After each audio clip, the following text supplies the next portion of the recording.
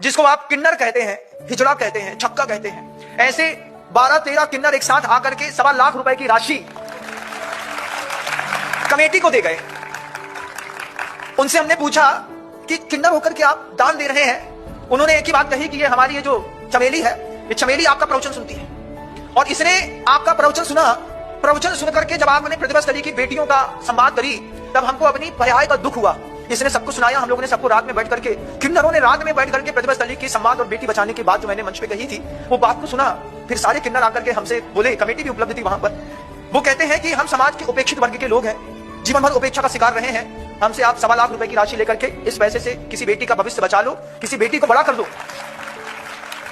आत्मा ऐसी तृप्त हुई कि उस पर्याय में जाने के बाद भी आदमी अपनी भूमिका नहीं भूला। उस पर्याय में जहां घर घर में जाकर के व्यक्ति नाचता है, गाता है, ताली बजाता है, लेकिन चेतना तो आत्मा होती है ना। आत्मा का क्या है?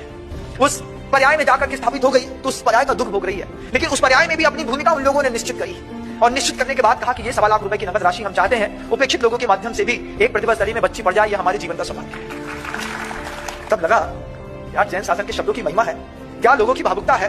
हम सोचते हैं कि सब अपने आप हो जाएगा, लेकिन आप घर के अंदर बैठ करके 100 रुपए दान की घोषणा के लिए जब मैं लोगों को प्रेरित करता हूं, लोग सहयोग देते हैं, लेकिन जो नहीं दिए हैं अभी तक, उनको भी विचार करना चाहिए। जब एक किन्नर होकर के, समाज समूह होकर के, और उन्होंने कहा कि हम और भी करेंगे, समय आने दीजिए।